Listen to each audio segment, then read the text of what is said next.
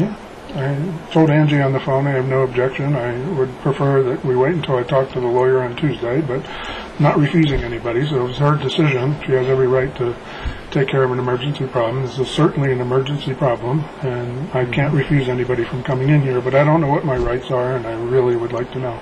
I also am intending on keeping the apartment next month in order to have my own environmental testing, and I told her on the phone that I also want this gentleman who's coming over here to assess the people in 112. Yeah, it's the worst situation. I also asked her to please... There's another unit here too now that got through that stuff. Okay. Just recently, And this is no offense to you, but I also told her on the phone I don't want any more dealings with any more staff at all, period, in verbal communication, because she's telling me that I've been abusive towards several staff members. I think I've been quite firm with several staff members, and I will continue to be very firm with several staff members. But I think I've been completely respectful towards anybody. Do you have a complaint towards me about being abusive towards you? No. Okay. Because you look me in the eye, and I like a guy who can look me in the eye. Okay? I've been very unhappy. I've been extremely angry. Well, I can understand that. But I think I've been respectful. I can understand that, I don't know. Because I'm trapped here. We came into this situation only because we didn't want to abuse the generosity of the government. It's because our son died, and because we got knocked on our asses, and because we're both suffering. She's disabled, and I'm in 4th-stage renal failure. And I've gained my strength, and then I landed back in here, and I've lost all the ground that I made up, trying to get well, to get my ass back on my feet, to be able to get out of this situation. Because we don't want to be in the housing. Neither do you. Nobody wants to be in these housing situations. No, I don't either. This is not conducive to people being in your business and in your financial life and in matters which they don't even belong in. She accepted a refund from a person that we had a contractual agreement to move into their property. So we've had 2 contracts fall through for other houses that we wanted to move into. And they're doing nothing to get us out. They should have put us in a hotel the minute we verified that we had health problems that had been verified from a doctor and from an emergency room that it is caused from environmental illness. My wife and I never go to work. We never go to another environment that we could be exposed in. We're both exhibiting matching symptomology. There's no question that there's something in this house that is causing us to have to go to the emergency room. The swelling my glands out, it's shutting my eye. And I'm up to here with that, and now I'm being accused by Angie of being abusive. I mean, my God. The only way for her to defend is to attack my character. I don't know how. And, if I take it out on you and I am abusive in any way, I apologize. I don't mean to be that way. I mean to be firm, and I mean to be clear with people about there being a God, there being a Judgment Day, there being a very short life that we need to do what is right here and stand up for what is right, and we'll be protected by the Creator, and we need to come forward and take our responsibility as human beings seriously and not put people in harm's way. Well, like I tell you, these are problems that we weren't aware of. And we wouldn't put you in the situation if we were aware of it. You know what I'm saying? We had conversations before about there being mold in there and you're not wanting to work over there because you're afraid of working in that place. I'm not going to touch that place. You've told us about mold in other situations. Other people we've talked to now running around the neighborhood have indicated that there's mold problems. You mean to tell me you don't think there's mold in 112? Yeah, well, I can't say it's mold or what it is. There's different. Furry, Tony. It's furry, Tony. Huh? It's furry. Well, what else is furry? It's so furry a blind woman can see. Oil? No, those things weren't there. This is what I mean about being honest. Those things weren't there when we moved them in there. Yeah, but it grows. It grows. Tony, they grew after they moved in. Tony, come on. It grows. And then this has been a pervasive problem for at least 5 years, at least from 2004. Well, like I tell you, there's 2 points of view here.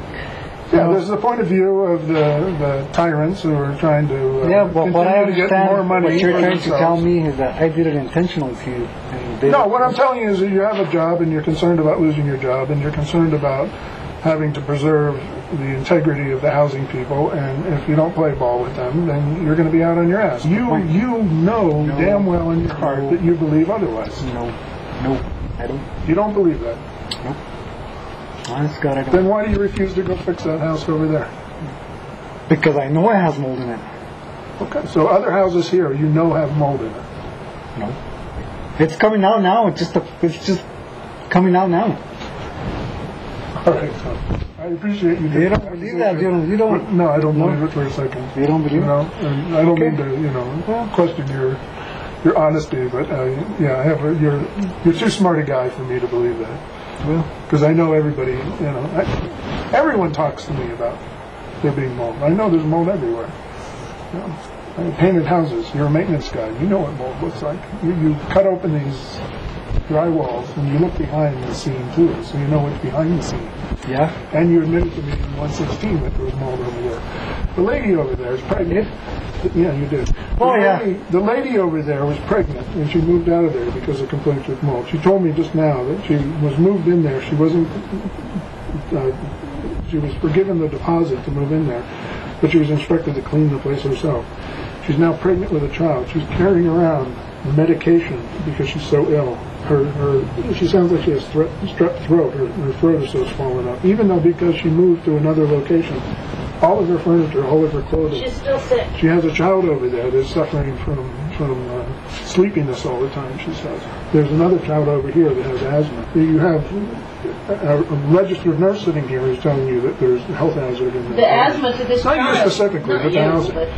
You have a doctor at a clinic at Ojo Caliente, very highly trained professional, that says that there's clinical evidence that there's mold problems in the equation here, potential mold problems, and certainly it's an environmental illness that she's documented. We've been sent to the emergency room, and everybody's sitting back and saying, we didn't know that. But time after time after time again, you've had one complaint after another complaint after another complaint and after another complaint. Okay? So the dishwasher at the restaurant says, manager, I saw a little white powder in the soup. And there was a can of Clorox sitting right next there to the soup, on the shelf, over the soup. Mm-hmm. And, I saw that. And the manager comes up and says, how do we know it was the Clorox? Well, I saw the white powder in the soup. He stirs it in to the pot and says, serve it. I don't want to waste the food. And he can honestly say, without any apprehension whatsoever, that he didn't know that white powder was Clorox. And he didn't know that it was going to kill anybody. You think he can say that? No, he has a responsibility to make certain, having been given that report. That is criminal negligence. That is reckless endangerment. And if I get my way, I'm going to the press, okay? I'm going to the authorities, and something's going to be done about this, because you intentionally put people into houses that you've had prior complaints on, not specifically the housing people.